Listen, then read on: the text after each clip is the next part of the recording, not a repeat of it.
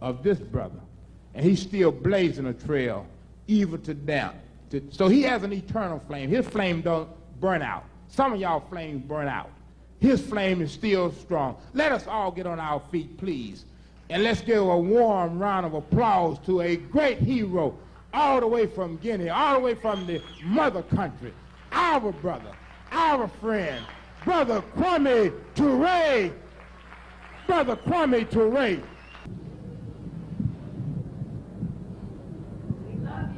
Thank you. Thank you. Thank you.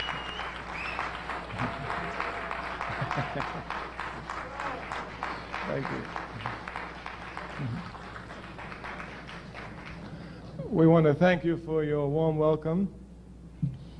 You must excuse us for sitting, but we have some pain in our legs.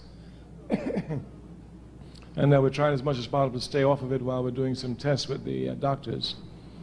Of course, the All-African People's Revolutionary Party is always happy to be with the United African Movement. The All-African People's Revolutionary Party is always happy to be with the United African Movement. And there are three other members of our Central Committee who are present. Brother Ron Gibbs is here, no? Brother Ron Gibbs is here, yes. Sister Mawina Kuyate, who's also the head of the All-African Women's Revolutionary Union.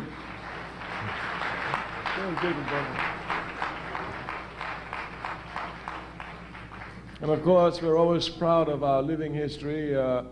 This brother who was come through many struggles was the chair of the Black Panther Party in New York during the rough times, and since joined the All-African People's Revolutionary Party. I've had the honor of working with him for almost 30 years, a member of our Central Committee, the youngest member, David Brothers.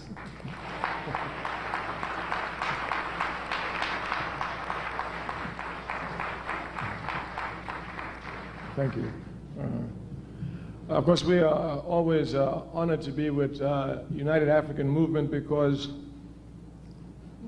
the world is divided into many, many different categories, but one of the categories which interests those of us who are concerned with advancing humanity the most is that between the conscious and the unconscious. This division between the conscious and the unconscious must be properly understood. The people instinctively love freedom, and they will instinctively fight for freedom. But you cannot win freedom on instincts. You can only win freedom on reason. Therefore, the unconscious are those who react on instinct. The conscious are those who react on reason. The job of the conscious is to make the unconscious conscious. Let us make a simple example. I think it was in 1992, after one more brutal beatings too many, the African population in Los Angeles, California revolted, rose up in righteous rebellion. This was instinctively revolutionary. Instinctively in the sense that it wasn't planned. Instinctive in the sense that it was this reaction to brutality. And this instinctive revolutionary act was very costly to American capitalism. It even had to bring in the American army. Very costly. But since it was on instinct, it had no reason, nothing to direct it, it would spin itself out. Those who participated in it were largely unconscious. We must come to understand that the overwhelming majority of our people are unconscious. But just because they're unconscious, you shouldn't think they don't want freedom. As a matter of fact, sometimes the unconscious is quicker willing to give their lives in struggle than the conscious. These are simple facts. Would you imagine what it would be like when we are conscious rebellious, when we consciously organize to rebel in Los Angeles with reason? I mean, making supply lines, making sure armaments are there, having hospital aids, having fire brigades, just like they do even in Ireland. Nothing big, just a little planning. Just a little planning. This is what we want to speak to you about this evening. making the unconscious conscious.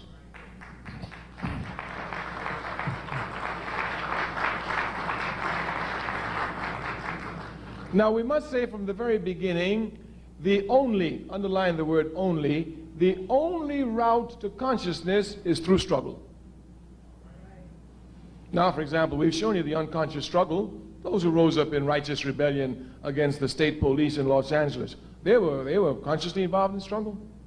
They were involved in struggle, unconscious, but involved in struggle. The conscious must understand precisely what their task is, and we've said this 2 years ago here, we repeat it. Ours is not to teach the people to be conscious, but to make them conscious of their unconscious behavior. Our task is not to teach the unconscious to be conscious, but to make them conscious of their unconscious behavior. Because unconsciously, instinctively, they seek freedom. What we must do is make them conscious. Look, you want freedom anyway. Let's be serious. Let's sit down. Let's plan it. Let's wage protracted war, and let's tear down the system and walk on to liberation. It's as simple as that.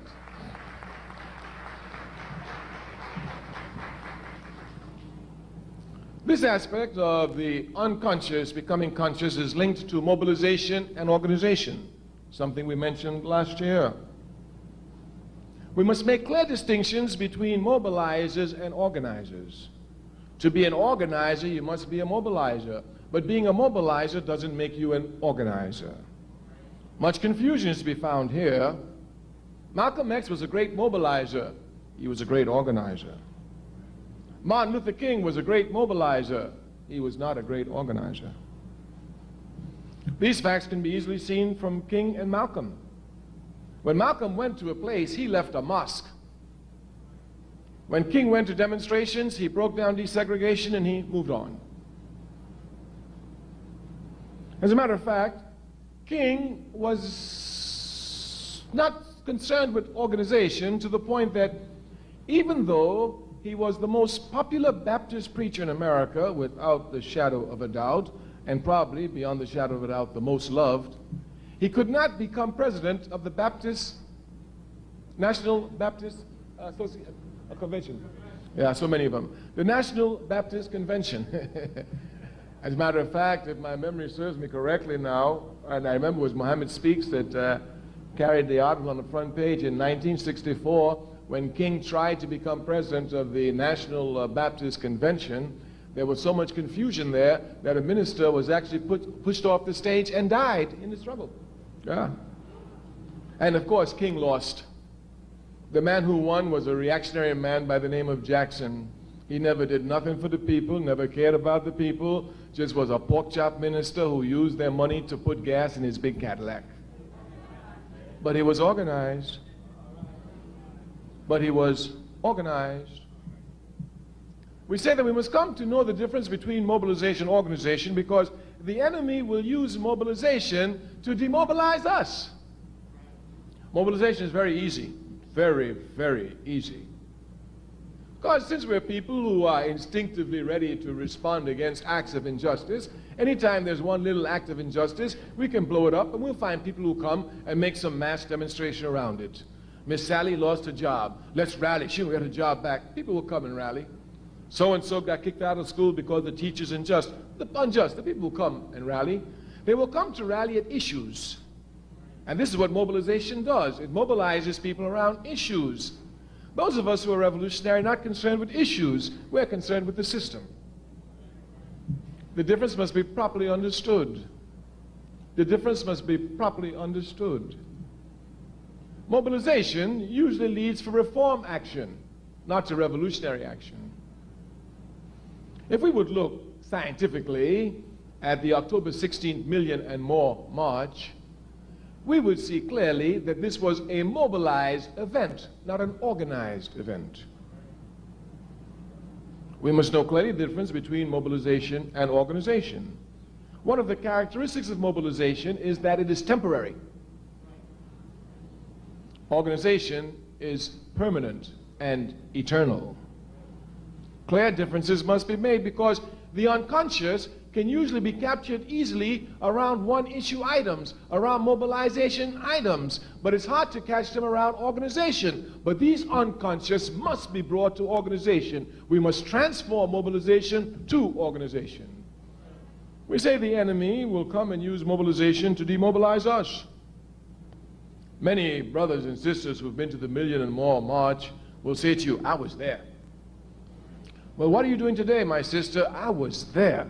There weren't too many sisters out there, but you know, with 1 million brothers together, you know where I had to be. I was there. Yes.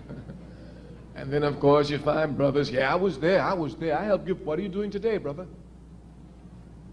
If we're not careful, we allow mobilization to become events.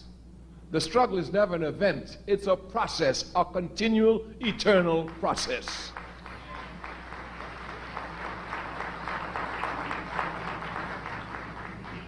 We say it is our job to use mobilization to drive us to organization. You know our theme is organization.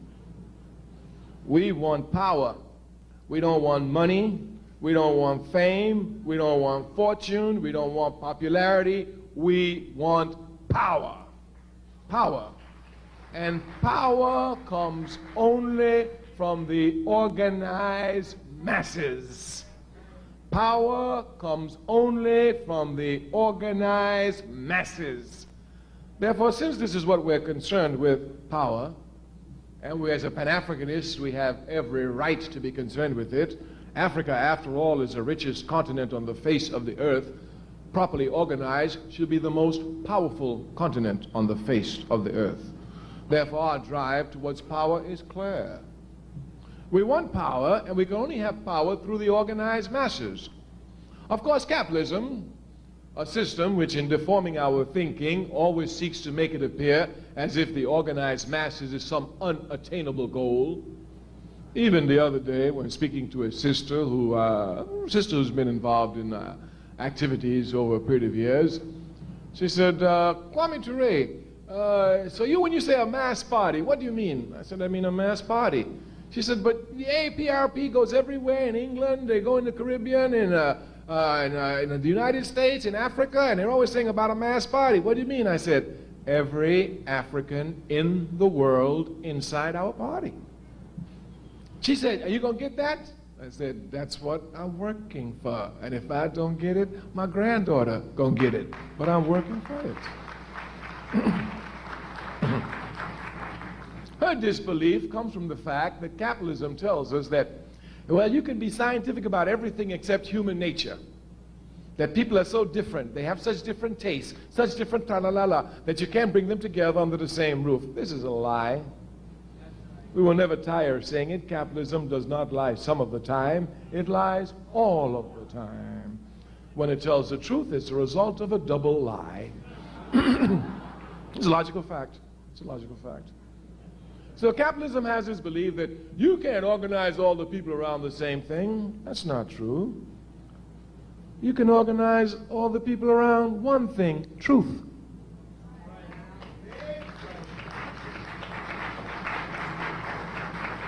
Now, what capitalism will try to make it appear as if the truth is not one truth, but anybody can have the truth. This is stupidity. Nobody's born with the truth inside of them. If they were, they wouldn't need to live. We come to know the truth from outside of us. Some people think that they know the truth because they were born to know the truth. That's a lie.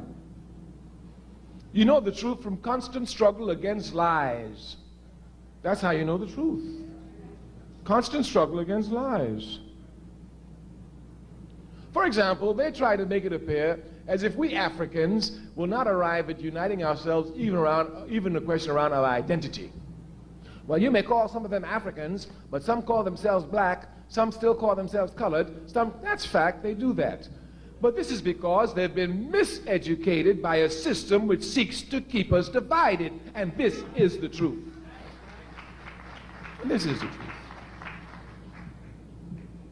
Obviously, we cannot be, all of us, so many different things. We must be one thing. Of course, for our party, there's no question. As for the United African Movement, we're Africans. End of discussion. End of discussion. This struggle is not an easy struggle. The struggle to go from Negro to black was a difficult struggle. Capitalism did everything to roll it back. Even had us confused. I'm not black, look at me, I'm brown colored. Yes. I'm not black, I got Indian blood in me. Oh. What nonsense they didn't have us say just to run away from the truth. We told them then, it is more difficult to go from Negro to black than it is to go from black to African. Many people criticized us for our efforts. Oh, in the 1970s, we had our last press conference. We said, we're going to put the word Africans on the lip of every African in America, and we're not going to use the capitalist media press. And we have done it, and we have not used the capitalist media press.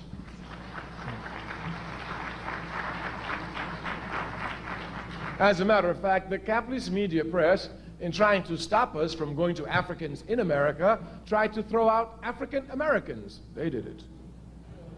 We saw the whole scene. It's our job. We followed it carefully. Of course, they want to say African Americans. Of course, that keeps us exactly where we are. If you're African American, you're not the same like an African Kenyan. And certainly not the same like an African Brazilian. And certainly not the same like an African Trinidadian, etc., etc., etc. But once you're just African, ain't no question. Ain't no question. You African? Yeah. Where you were born? Trinidad. You African? Yeah. Where were you born? Uganda. You African? Yeah. Where were you born? Egypt. You African? Yeah. All Africans. Once you have proper identity, one of your biggest problems is solved.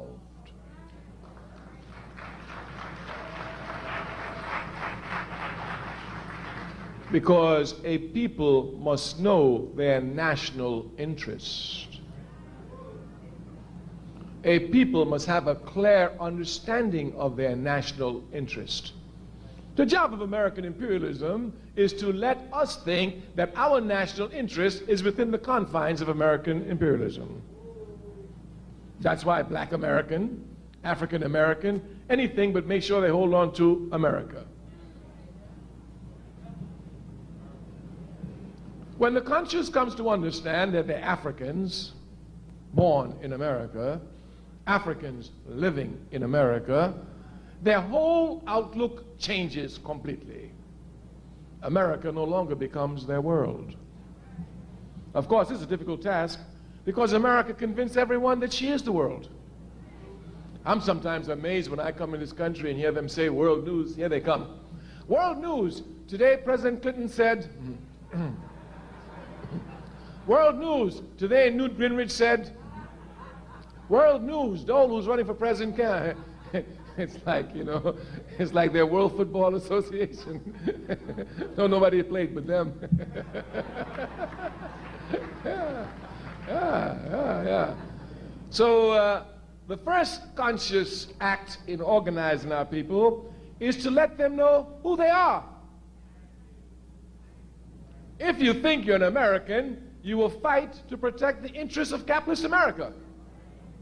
If you know you ain't no American, you fight to destroy every aspect of American capitalism.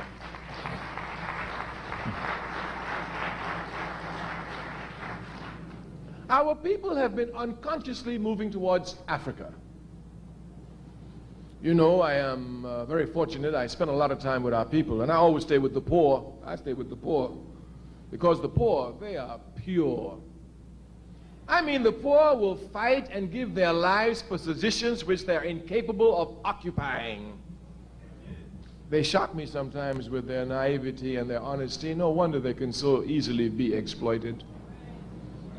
I remember once sitting in Ghana at the house of Akbar Mohammed, who's the international representative of the Nation of Islam. And there was a lot of people in the house, so I walked outside in the gate, and I sat down. There's a little kennel there, and a concrete. I sat down by the kennel. The gardener next door came and sat down next to me. We began talking. So we talked naturally about Ghana. So we talked about Ghana, we talked about Nkrumah. So after a while he said, were you born in Ghana? Are you Ghanaian? I said, no, I wasn't born in Ghana. I just live in Guinea. He said, but you know a lot about Ghana. I said, well, yeah, I did a lot of study of the Ghana Revolution. I didn't tell him that I was the political secretary of Kwame Nkrumah when Nkrumah was co-president in Guinea. I didn't even tell him who I was. You know, Kwame Ture meant nothing to him, just another name. After talking with the man for about half an hour, you know what the man said to me? He doesn't even know me now. He said, you know what? He said, listen, I only went to 3rd standard. That's like about 3rd grade. He said, I don't have no education, but people like me, we could fight and put people like you in power, and you'll help us. Yes. I've seen it everywhere. In the South, I used to see people die for positions they couldn't occupy. As a matter of fact, people who couldn't get to the university died so students who had the ability could get to university. People who couldn't vote died for people to become mayors.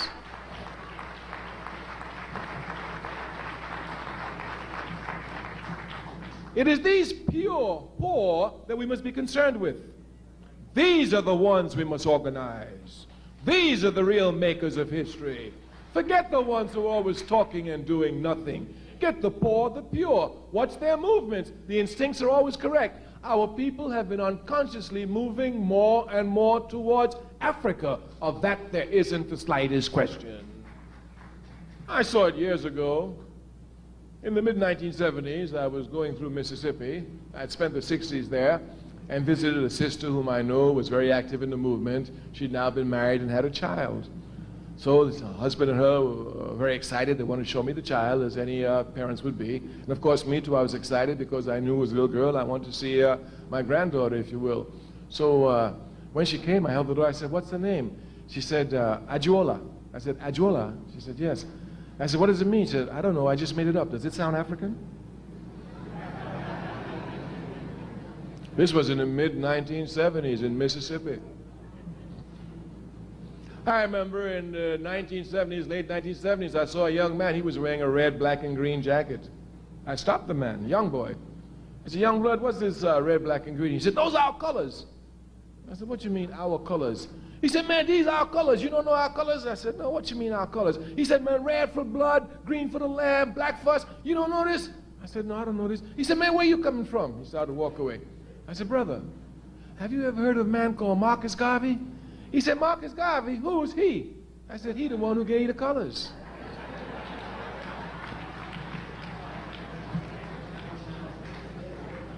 The unconscious are moving towards Africa. It is the job of the conscious to make them conscious of their unconscious actions.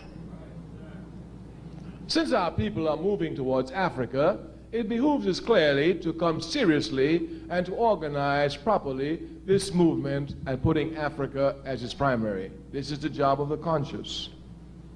But the conscious gets their sustenance from the unconscious. I am certain that most of the brothers and sisters attending the Million and More March were unconscious. Unconscious in the sense that they do not consciously try to develop themselves in a systematically basis, on a day-to-day basis, to make a contribution to the people.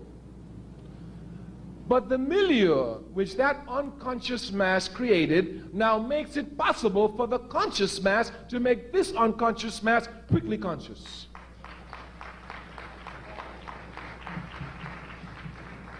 Quickly conscious, and this is our task. I had the honor, when working for the Student Nonviolent Coordinating Committee in 1968 in Washington, D.C., after having served as 1 year as the chair of the organization, of being with the SNCC team that helped develop the first Black United Front in this country. It came out of Washington, D.C., was well organized. After leaving for Africa, and much confusion, mainly with the infusion of money into the Black United Front, the front fell apart. Moving to the All-African People's Revolutionary Party, we have done everything in our possibility to create an African United Front. What do we mean by an African United Front? We are saying that those organizations which are politically on the front lines fighting for our people, like the NAACP, like the Urban League, like the Nation of Islam, etc., should come together and form a united front. This united front is a very simple thing now, a very simple task. All it means is that we come together and have common meetings. And if we hear one attacking the other newspaper, we don't respond to the newspaper, we telephone each other and ask them. Our party's been doing much work on this. Because we're among comrades who work, we will give you some of our files, which is not made public. Only here are we doing so. The Nation of Islam was an observer at the Washington, D.C. Black United Front. Although invited to join, they felt that at that time they wanted to observe. They were allowed full participation except voting, which they themselves accepted as observers. That is, they could fully participate in every level of the discussion. When the United Front broke up, the All-African People's Revolutionary Party quickly moved to put together a united front. We had brought together Mr. Roy Wilkins, who was alive at that time. This was in 1972. Vernon Jordan. Who was before Vernon Jordan? The one who died in Africa. Whitney Young. No, it was, I'm sorry, Whitney Young had died, it's correct. It was Vernon Jordan. Vernon Jordan was then at the Urban League. Of course, the Honorable Elijah Muhammad was alive, and he was sending Honorable Minister Louis Farrakhan as his representative. Jesse Jackson was representing PUSH. Dorothy Height, the National Council of Negro Women. Reverend Abernathy, the Southern Christian Leadership Conference, Innes Corps, and we represented the All-African People's Revolutionary Party. My brothers and sisters, I'll tell you the truth. You must never get discouraged in struggle. You will build something and the enemy will knock it down, and you'll have to start from zero. But as we say in our party, we're starting from a higher qualified zero. You must never be discouraged in struggle. As a matter of fact, the easiest way for the enemy to take you out is to make you frustrated and disgusted. Oh, I went to that meeting, they ain't doing nothing, I ain't got no time for them, until they get serious, I ain't going there. What you doing? I ain't doing nothing. And they really think that they're intelligent. They think they've made a great statement. So you must not be discouraged, but the enemy's job is to discourage us. We did a lot of work trying to get that meeting together, a lot of work. A lot of work. And because of a Zionist plot, they wrecked the entire meeting in 48 hours. The meeting was wrecked, but we were not. And we are revolutionaries. You knock it down, we're coming back stronger.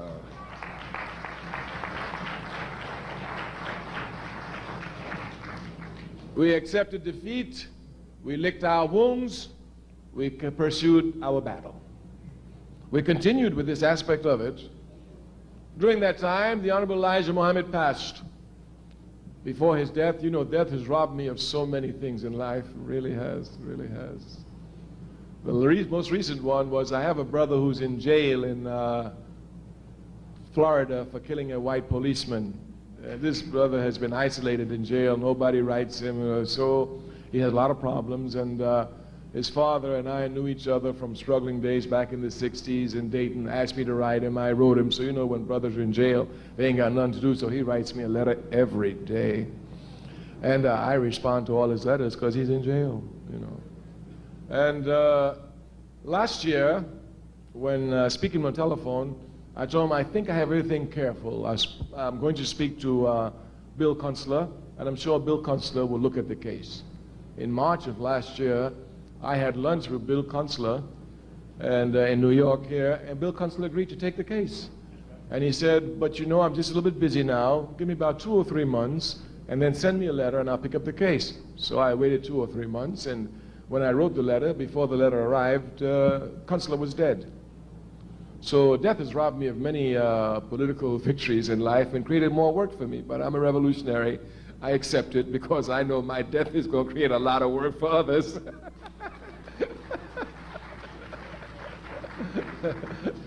So it's robbed me of a lot. The Honorable Elijah Muhammad's death robbed the All-African People's Revolutionary Party of a golden chance to create the United Front.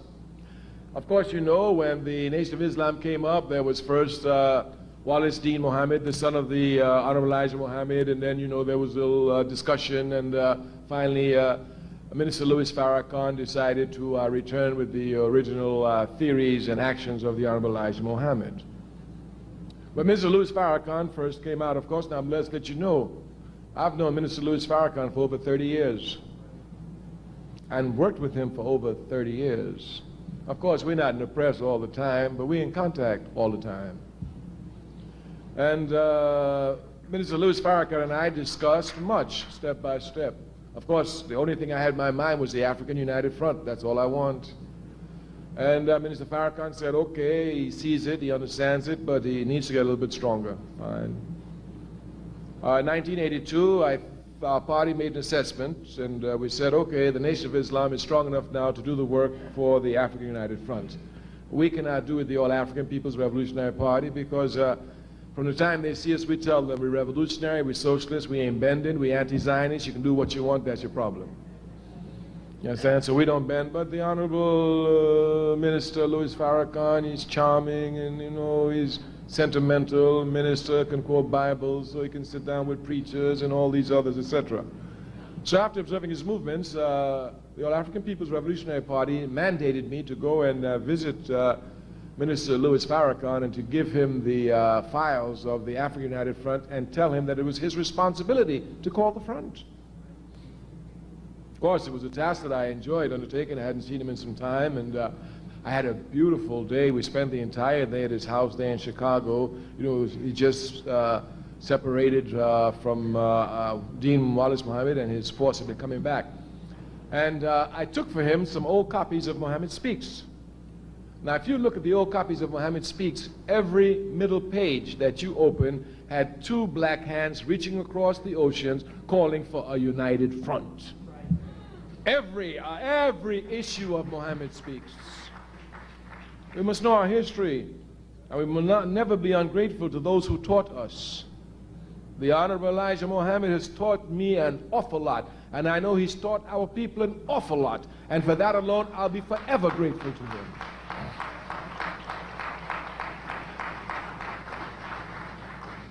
Minister Farrakhan agreed to take the program. He had no choice. I told him, this is your program.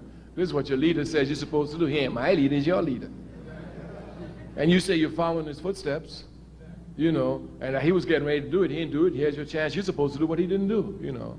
So, of course, Farrakhan had no choice. He had to accept it. We were well prepared. Everything was in proper order to have, finally, once again, our African United Front. By when was Jesse first talking about running for president? It was 1984. 83 was announced. When did Farrakhan make the alliance with him? November 83. So by 82, I left. I went back to Africa. Everything was moving. I was in contact with Minister Farrakhan. Our party people were in contact, feeding us step by step. I came back in early 1983. I met with Minister Farrakhan. I explained to him precisely the steps that we thought we could help in bringing the African United Front together. After some time, he asked that we have a meeting late in the year, probably around September, October. I'm telling the truth exactly what was said at the meeting. Minister Farrakhan said to me, he said, at that time, Jesse Jackson had declared he was going to run for presidency, and he was under a lot of threats, you know. And I certainly thought that some crazy whitey was going to pop him, you know.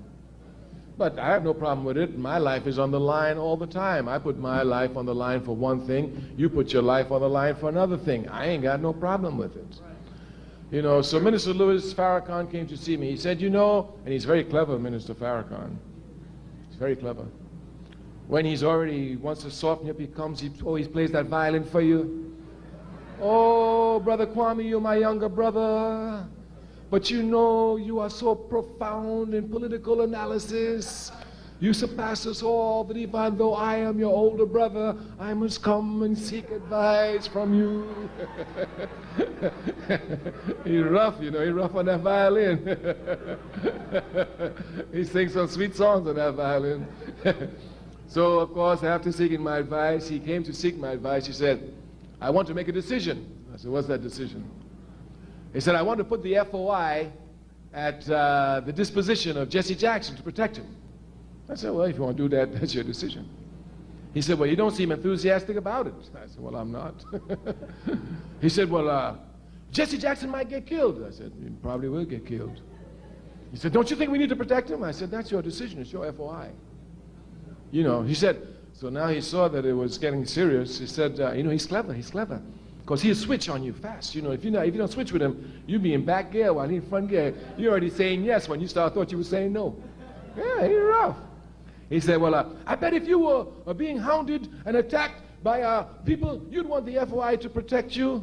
I reminded him very slowly and very carefully.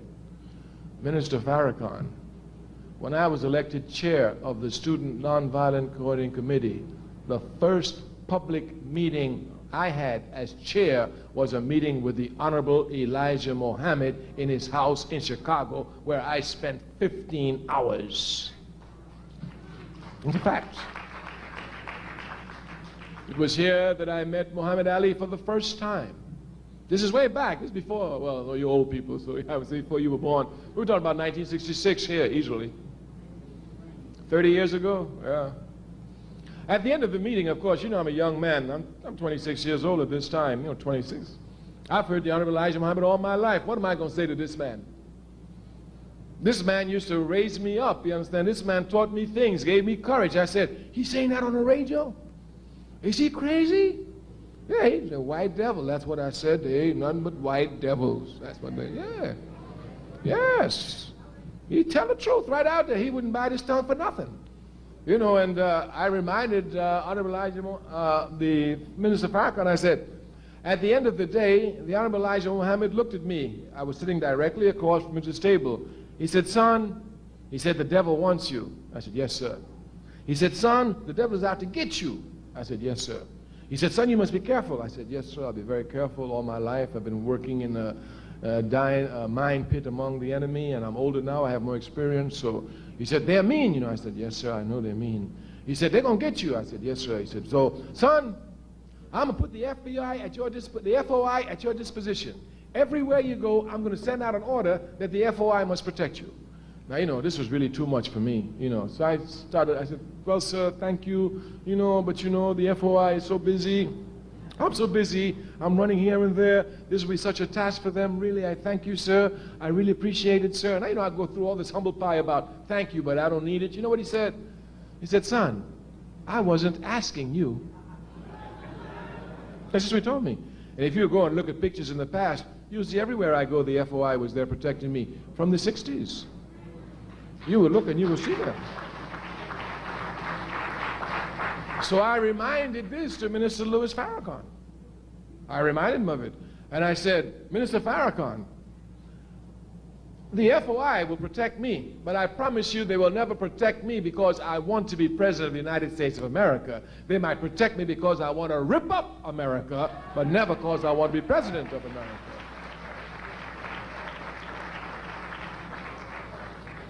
Well, he saw that his clever trick didn't go so well. So he backed up again. He said, well, what do you think about the alliance? I said, it's a great mistake. He said, why? I said, because Jesse Jackson is a Democrat first and foremost. The Democratic Party jumps to the tunes of the Zionists. While the Student Nonviolent Coordinating Committee was a confrontational organization and confronted Zionism outright, the first place I read about the Palestinian struggle in this country was in the Mohammed Speaks newspaper. The Honorable Elijah Muhammad taught me about Palestine when no left-wing paper in this country did. And they talk about nationalism is chauvinism. Look at that. I saw pictures of Malcolm X shaking the hands of PLO representatives when the PLO was first organized in 1964 in Mohammed Speaks. In Mohammed Speaks. Therefore I told him, I said, the Zionists, they hate us, but they know you the first. So what I'm worried about is when they spoil the union and it splits. You understand? Which side of the fence you gonna be on? Because I know Jesse gonna be with the Zionists. Because that's the Democratic Party. I'm just brutally honest with you. I'm telling you exactly what was said between us. We had a very frank discussion. After that discussion, I told him, what about the African United Front? He said, it's still good. Of course, me, myself, I knew with the thing with Jesse, it was problems. But in spite of obstacles, you must do your work. In spite of obstacles, you must persevere. I said, well, I want you to meet John Jacobs of the Urban League. He said, I've never met him. I said, I'd like you to meet him. He said, you could arrange a meeting? Will he meet with me? I said, yeah, I can arrange a meeting. He'll meet with you. I arranged a meeting at Johnny Jacobs' office here in New York, in Manhattan. The first time they met each other, I just sat in the background, talk. So well did our meeting go that Minister Louis Farrakhan and Johnny Jacobs signed a letter that day issuing a call for a united front among the political organizations in this country. We have it in our files. When the time comes, we will demonstrate this. The Urban League has a copy, Farrakhan has a copy, and Major Hatcher yeah, Hatcher from Gary has a copy, because at that time he was head of the mayors, and we were working with him, of course. I went back to Africa. It didn't take me long before I heard all this nonsense about gutter religion, Judaism, gutter, or dirty religion, or whatever, and Jesse having to split from Farrakhan, and you know what happened. Of course, I knew it would happen. But when we were with Jacobs, Minister Farrakhan, and myself, one of the things we agreed upon was that we must have the phone numbers of each other. They didn't even have each other's phone numbers. And we must have the house phone numbers.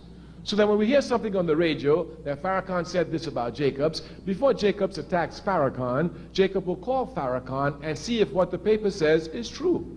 We agreed to this. We did agree to this. Of course, this was not written in a letter. This was a verbal commitment. But we're brothers. We can't lie. And I'm a revolutionary. I can't lie to you. Of course, when Jesse Jackson made his split and the Zionists, once again, with a nice plot, did everything, Johnny Jacobs, without calling Minister Farrakhan to see if in fact he made the statement, what was the content in which the statement was made, wrote public articles condemning Minister Louis Farrakhan. Once again, Zionism had come to block and destroy the unity of the African community. We are not stopping. And the Million and More March puts us properly in a position to create a united front in this country of the political organizations, given some semblance of unity and creating some atmosphere of unity where we can come to organize our people.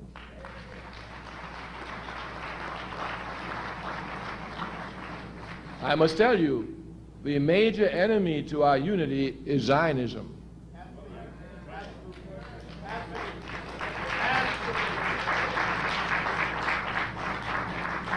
I tell you this as a result of over 30 years of constant struggle to organize and unify our people. I know them every step of the way. They are the slimiest slime that imperialism has ever produced.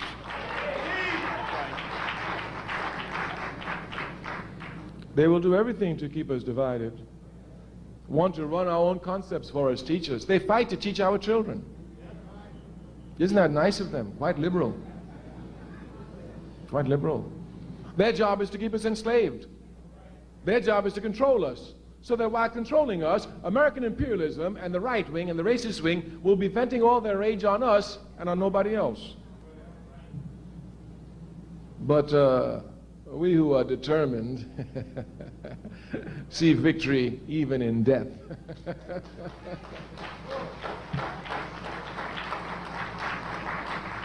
We're going to have a united front. Our party, the All-African People's Revolutionary Party, has decided to direct its attention for the next 3 years into two major areas. In the 1960s, when COINTELPRO broke down and destroyed many organizations, and they did, they also destroyed coordination between organizations. Thus today there is no coordination between organizations, and people come to think that the struggle in America is not like it was in the 60s. Why? America is more ripe for revolution today than it was in the 60s. The people are more politically conscious. The conditions are worse. When you have falling conditions and rising consciousness, you've got to have an explosion. You got to have it. Either it will be instinct, which will be revolt, or either it'll be reasoned and organized, which will be revolution. But you can be sure you're going to have an explosion. We say that people's consciousness are rising more and more. Even movements that we never thought about in the 60s, like the women's movement, the ecology movement, they are spreading everywhere. The right wing in this country has made a proper shift. It no longer sees minorities as their major enemy, nor the left wing. It sees the U.S. government as their major enemy. America is more ripe for revolution today than ever before. Africans have a particular responsibility here to the struggles of their people and to their future generations in directing this struggle to be nothing other than a revolutionary struggle. I mean this in every sense of the word. If you look throughout history, as a matter of fact, 2 days ago I was in Ohio, and a journalist asked me, what do you think is the greatest contribution that the Africans have made to America? I said, help to civilize it. It's a fact. It's a fact. I know who I am. I know I'm equal to everybody else. They don't know it. They're the ones who have to be taught it, not me. Not me. So consequently, our job is to civilize America. If you look, this is exactly what we've been doing. Everywhere you see struggles for justice, you will see Africans out front, the first to die every time, in every battle. I mean, even go back to the American Revolution, Crispus Attucks. We're first to die. Instead of fighting with the Indians and joining up with the Indians and whooping George Washington. That's what he should have done. And that's why we must rectify the error today. Of course, Chinese say if you make an error, you know it's an error, you don't correct the error, you've made your second error. We have to correct that error. We're always on the front lines. Look at the history of the labor movements. Africans everywhere on the front lines. Look at the peace movement. They try to make it look like a white movement, but I know it was the Student Nonviolent Coordinating Committee that gave the slogan, hell no, we won't go, and broke the draft in this country. And I know it was Martin Luther King who was the center of the peace movement in the anti-Vietnam War in this country. Once again, Africans up front in the fight for justice. Anywhere you look, you will see us up front. We're unconsciously up front. It is time for us to become consciously up front. This then is the task that we come to put before you, your responsibility. Every time we come here, we tell you this is our problem, this is our responsibility here. The capitalist system has but one job through its media: make the Africans irresponsible, make them frivolous, make them hate themselves, make them have low esteem of themselves. Just in one word, keep them demobilized and ineffective and tools for us when we need to exploit them and to turn them against their own people. This is their plan. We have to counteract this. We have to counteract this. And the television does it 24 hours a day, non-stop. We who say we are conscious cannot speak of being tired. As a matter of fact, even as a young boy, I remember sometimes seeing my father. You know, it's true, they don't make men the way they used to make them, because I'll never be the man he was. I'll never do what he did. I can't even try. But I would see my father coming very, very tired from working, and I say to him, why don't you rest? He says, when I die, I will have enough time to rest. So from him, I've learned that I'm going to work myself to death for my people. Yeah, because I can't rest now. I'm going to work myself to death for my people. I know if I can't rest now, I know I'm going to rest. And I'm not like Martin Luther King. He sang free at last. I'm going to sing, I'm so glad I laid this burden down. But until I lay it down, I ain't going to make one squeak about it. I'm going to carry it with my head up, just like my grandmother carried her head up on plantations. Your job as the conscious is to make our unconscious conscious of their unconscious movements. This can only be done in organization. This can only be done in organization. We repeat it over and over again. Every time you see an intelligent man, intelligent woman, they don't attack the enemy unless they have some force behind them. I sometimes look at our brothers who go to jail. By themselves, they think they're going to go to jail and take on the enemy. Me, I've been to jail many, many times in my life, all over the world. And every time I've been to jail, all I do is get one message out to one member, any member of my organization, and my task is finished. My job is finished. My organization knows I'm in jail. Either I get out, they fight to get me out, they can't get me out, I'm organizing in jail. But I ain't got to worry about no courts, no judges, no lawyers. The organization gonna do that. That's why you need organization. The police arrest me tonight. By the morning, I'm walking out of jail, and the police gonna be in trouble. Yeah, because they're gonna find, look here, why don't you show you a little tactic? When America bombed Libya in 1986, a member of our Central Committee then by the name of Bob Brown, we sent him quickly to Libya to see what was happening. He got an American passport. Now, if you got an American passport, you got the right to enter any European country and stay there for 3 months without a visa. You understand that? Now, these little Swiss people, because we had pictures of Gaddafi we wanted to show, we wanted to make sure we're in harmony with the work they were doing. So he had Gaddafi's pictures in his briefcase. They stopped him, deported him, sent him back to France without even giving him a chance to make a telephone call. Could you imagine how crazy we were? We didn't know where the brother was. You understand? When he explained to us what happened, we had to teach the Swiss a lesson. So he gets a little lesson, no big problem. They arrested him on a Wednesday, on a Tuesday evening, deported him, all that, and Wednesday we got the news.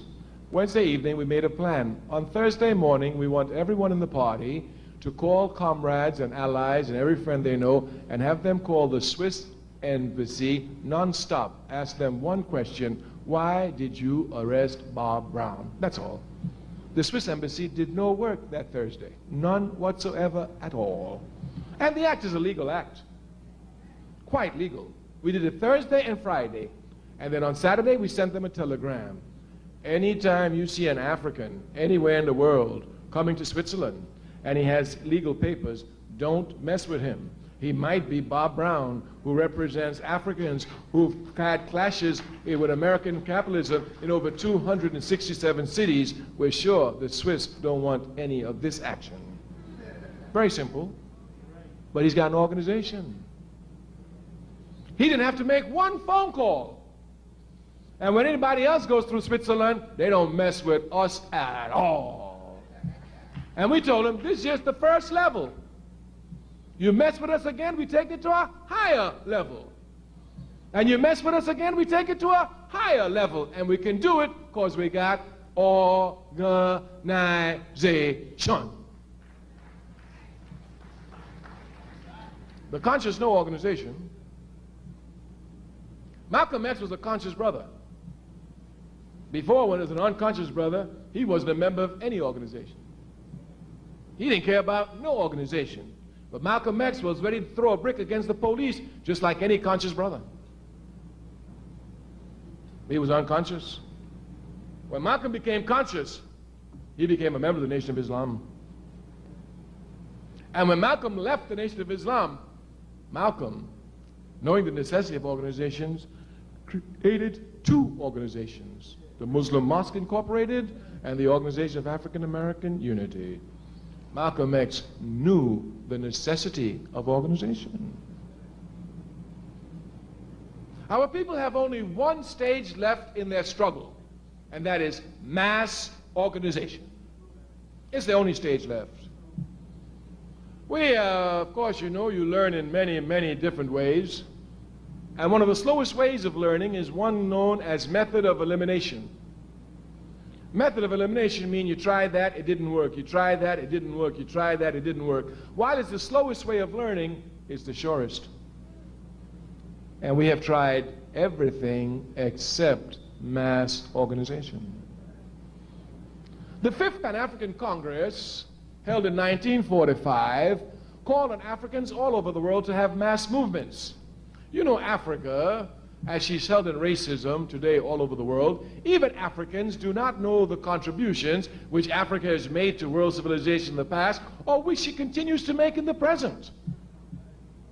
One of Africa's great contributions to world revolutionary movements is the mass party. We have a mass character to our struggle. In 1945, at the Fifth Pan-African Congress, the delegates there issued a resolution. They said, we are in the final confrontation with colonialism and racism.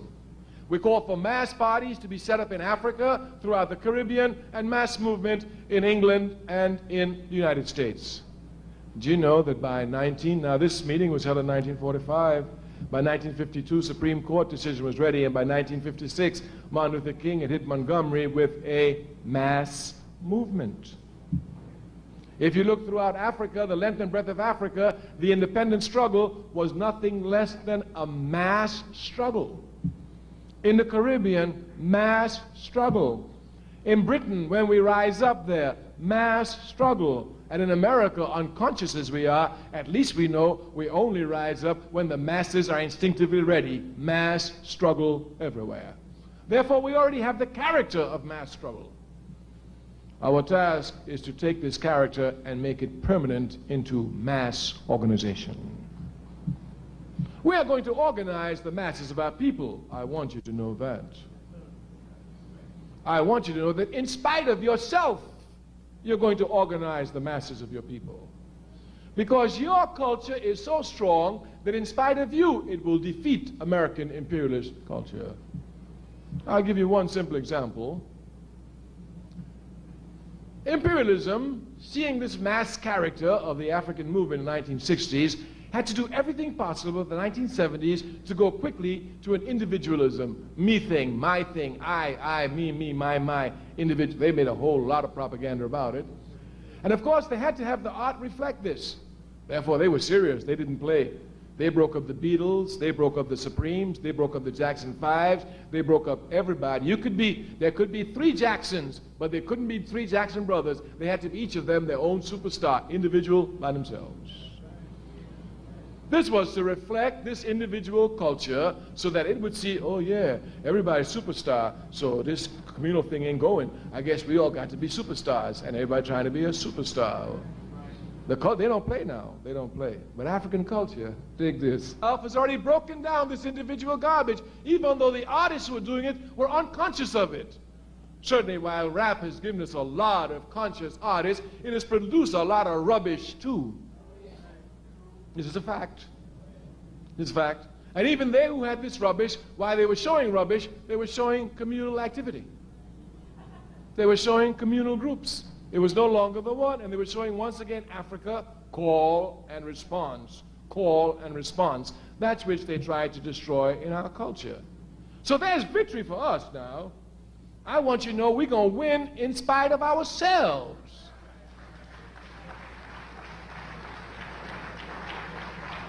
We are going to organize in spite of ourselves. The Honorable Marcus Garvey said, organize your people, organize your people, organize your people, organize your people. If you don't organize them, conditions will organize them. And the conditions are here. We must be one step ahead of it. We come again to speak of organization. That's the only task we have before us. Our party is going to heighten its task for United Fronts, but we ask you, the United African Movement, to heighten your task. We must take lessons here from people. Martin Luther King was a great man, taught me a lot. But one of the greatest things Martin Luther King taught me was humility and using the nonviolent spirit within the African community. Martin Luther King was a living example of this. He was attacked by the Honorable Elijah Muhammad. He was attacked by Malcolm X. He was attacked by Minister Louis Farrakhan. He was attacked by Roy Wilkins. He was attacked by Whitney Young. He was attacked by the Student Nonviolent Coordinating Committee. I myself attacked him. But Dr. King never attacked any of us. Never. Never. Malcolm X recognized this error. When he came back to form the Organization of African American Unity, he said, I've said a lot of mean and evil things about a lot of people. I hope they can forgive me. I made an error. I want us to work in a spirit of unity and harmony, and we must do this. The masses have demonstrated to us by the million or more march that they want unity. That's the message they sent. This is the message the unconscious sends to the conscious, and they do this unconsciously. Therefore, we have a responsibility to do this. The United African Movement must come and make serious moves to bring a united front of all the political organizations fighting for the people in New York City. All that is stopping us from undertaking this task is will and determination. The task is not an easy task, but we're revolutionaries. We don't look for easy struggle. I mean, who looks for an easy struggle? Somebody who don't want to struggle. Somebody who don't want to struggle, look for eager struggle. You want to struggle, give me the most difficult. Yeah, that's what we did in SNCC. Y'all want to struggle? Yeah. Well, take Georgia, Mississippi, that's the worst one. We want struggle, that's where we're going. We want struggle. We want the most difficult struggle. The United African Movement has a responsibility to do this. It has conscious elements. It has a constant base, a secured base, independent base. There's no reason why it should not be the leader in calling for this, going to meetings, preaching, and begging people to come to unify with each other. The All-African People's Revolutionary Party will never tire in this task. We've already drawn up our plans for our next attack for the United Front. Meetings are already being scheduled for me with different people whom we have to see, who we feel can play key postures in bringing about this united front. But the conscious must learn one thing. Sometimes the conscious have on their own to try and decide what is the movement of the unconscious, what are their aspirations. But when the unconscious speak and tell you, it is your responsibility to implement it. When the unconscious tell us, with 1 million or more people, that they want unity, then the conscious has a responsibility to implement unity. If they do not, they should be charged with negligence and should be shot in the morning for betraying their people.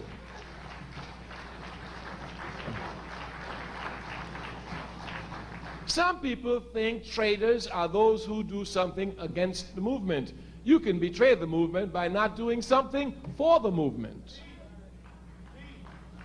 This must be properly understood. Of course, you know we say it all the time because it's the truth. We in the African Revolution are so weak. I mean, we really are weak. We are the only revolution, the only movement that allow traitors to strut in our communities with impunity.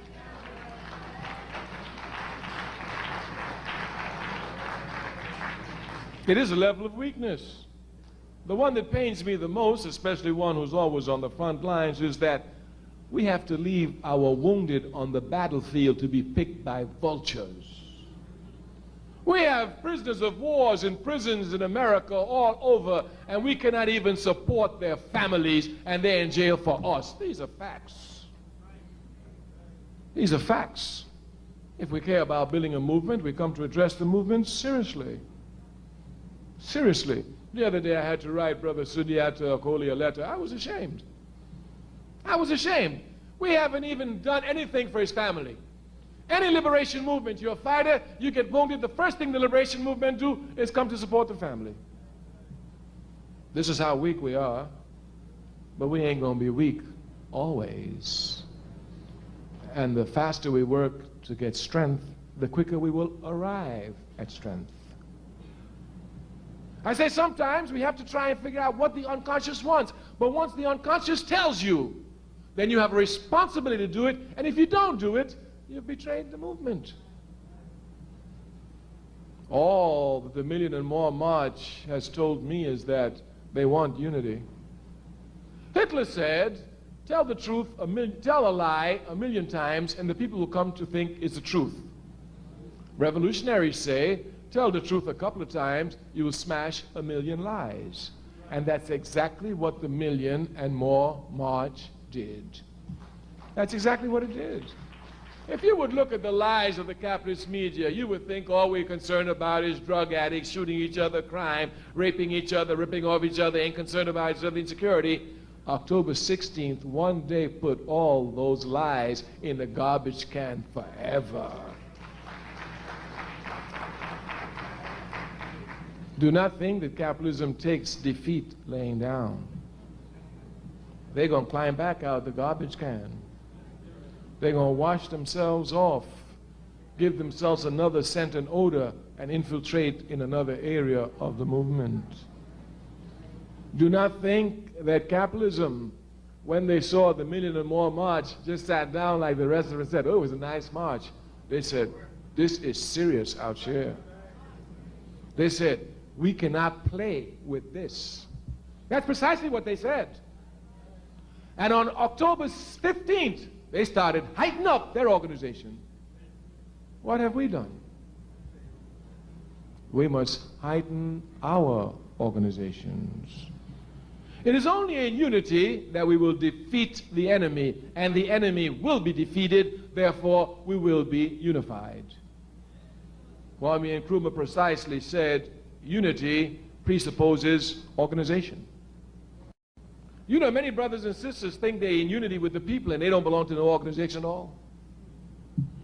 All the time. Oh, what organization you belong to? I belong to no organization, but I'm in unity with the brothers and sisters. Unity presupposes organization. If you're not an organization, you're not united with your brothers and sisters. If anything happens to me tonight, I call a brother or sister in my party in New York. You understand? If things get rough, we call each other. We decide what spot we're going to get together and go down together at least. But if you're in unity with the people and you don't know who to call, who to turn to, you understand? What is that unity other than an illusion? Brothers and sisters, we're about to conclude. Our task again is to drive you to organization. As a young man, I came to understand the necessity of organization. Malcolm X helped me to see it greatly. When Malcolm X left the Nation of Islam, there was great competition between young groups to pull him. The RAM, the Revolutionary Action Movement, then headed up by a brother known as Max Stanford, now known as Ahmed Mohammed, was fighting to get him. The Student Nonviolent Coordinating Committee was fighting to get him. But Malcolm was assassinated when he was in between organizations, building organizations. I saw that quickly. I said, oh, so they killed him before he got his organizations off the ground. If Malcolm had gotten his organizations off the ground, they couldn't touch him that easily, because Malcolm was not a mobilizer, he was an organizer. And so is life, that even when they assassinated Malcolm, who was the organizer, because he didn't have organizations in place, and there were so many contradictions in our community that a unified response was not possible, when King the Mobilizer was killed, the unified response was possible. History plays itself out, even if the leaders play themselves out. History will not be denied. I say we will be organized. History cannot be denied. You can either be part of the historical process, come to take the serious task of organizing your people on a day-to-day basis, or you can come to the slave every Wednesday night, clap, feel good, jump up, say you were there, and go back and wait till next Tuesday night. It's Tuesday night next week, isn't it? Yes. Yes. Yeah. We must become examples for our people. When they see us organizing, they get organized. Our people are looking for direction. Our people are looking for direction, and the conscious must provide that direction. And the direction the conscious must provide is to make the unconscious conscious of their unconscious behavior. So no master plan is necessary here, none whatsoever. The people are looking for unity. Let's give them unity in united fronts. The people are looking for power. Let's give them organization. The masses want unity. Let's move from mass mobilization to mass organization. We of the All-African People's Revolutionary Party, always honored to come amongst you of the United African Movement. When we come amongst you, we can talk about things that we can't talk on other levels because the level of consciousness is not the same. When we go to others, we spend our time talking about organizations, but on the level we do with you. You are fighters. You're activists. But you must come to mold your struggle together. Every time I come here at Wednesday night, I see so many people. I am sure the United African Front has at least some membership of over 1,000, not so? And I'm sure among that 1,000, you count at least on 20 who are serious. At least. At least. At least that 20 must come together and begin to move towards organization. We want to tell you, unless our people are organized, we are wasting time. Unless our energies are directed towards organizations, we are going in circles. We must come to organize our people. The All-African People's Revolutionary Party has taken this task upon its shoulder since its inception in 1969 and will not turn it loose for generations. We intend to organize Africans in Africa, Africans in the Caribbean, Africans in South and Central America, Africans in the United States of America, Africans in Canada, Africans in Europe, Africans in Africa into one organization. This is our vision. This is our work.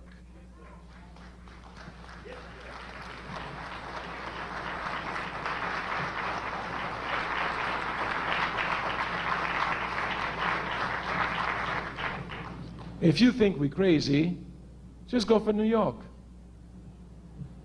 If you think we're out of reach, just go for New York. We're not asking much for you. The United Action Movement should be seen as the movement preaching unity among all the others who refuse to get unity. That's how you'll attract the masses. We're pushing the United African Movement out front. You can speak to your leader. Every time I come here, tell him, he will tell you, Brother Kwame speaks about a lot of things, but the one thing he impresses upon us all the time is African United Front in New York among the organizations. We must learn to live with them. These are just facts. Whether we like the PLC or we do not like the PLC, they're a force, a factor. We must deal with them. Whether we like the United African Movement or not, they're a force, they're a factor. We must deal with them. Whether we like the Nation of Islam or not, they're a force, they're a factor. We must deal with them. These are just facts. We must deal with material reality. Brothers and sisters, we give you this task this evening. The All-African People's Revolutionary Party is very weak in New York. New York is a rough area for us. We know the New York police killed Malcolm X. So we know what pigs they are. And we know that if you think you talk about COINTELPRO, if you don't know the local police got a COINTELPRO program, you don't know nothing about COINTELPRO. So the New York police and its COINTELPRO is doing everything to stop our party, but you can't stop revolution. You can kill every revolutionary out there, but you can't stop revolution. This is crystal clear. They killed Zapata over 60 years ago. But the Chipanas are fighting seriously in Mexico today with guns. We want to give the task to the United African Movement. We want you to set a tone in New York. We want you to be known as the movement in New York that is preaching unity among the African organizations. We want you to be known as the movement in New York that is doing everything to give symbols of unity to a people who are begging for it. Our party is not strong enough. Were we strong enough, we would undertake this task ourselves. And every time I've met with your leader, this is exactly what our party has told him. My brother, we're not strong enough in New York to do this task. Were we strong enough in New York, we would carry out the task. But you are strong enough. You're directed to New York. It's your base. You can do this task. We want you to do this task. You must do this task for your people. Because once New York has a united front, the rest of the country will follow just like day after night.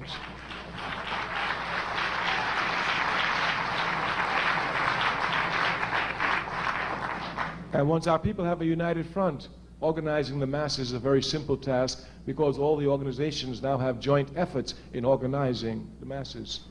So, for example, in New York, we could have a rally with the Nation of Islam, the NAACP, the UAMC, the PLC, and bring them all together, and at the meeting, just ask everybody there to join one of these organizations.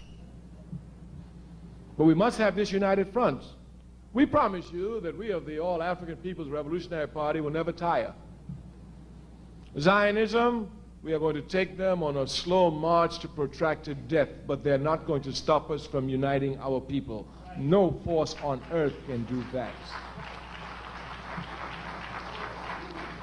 Zionism, we will never compromise with them. We're revolutionaries. We're Nkrumah's Tureists. Nkrumah teaches us any compromise of principle is an abandonment of principle. We are revolutionaries. We live by principle. We will never compromise with it. We will fight it until it is destroyed because we know it is the major obstacle to unity of our people throughout the world and here in the United States of America. We give you one last statement on Zionism because sometimes people think that we're just talking and attacking Zionism because we have some special hatred of it. No, no, no, no. The special hatred that they have got, they have earned every bit of it. Every bit of it. It is only when we come strong enough to move around the organizations which are dependent upon Zionist funds, which are controlled by Zionist forces. Once we become strong enough, the Zionists themselves will send them to join our united front to find out what's happening. We must have a united front. Our party will not stop. We will continue. Already next week we have meetings with people all over the country to bring this united front into being. We ask the United African Movement to give us the example here in New York. Thank you. Ready for the revolution.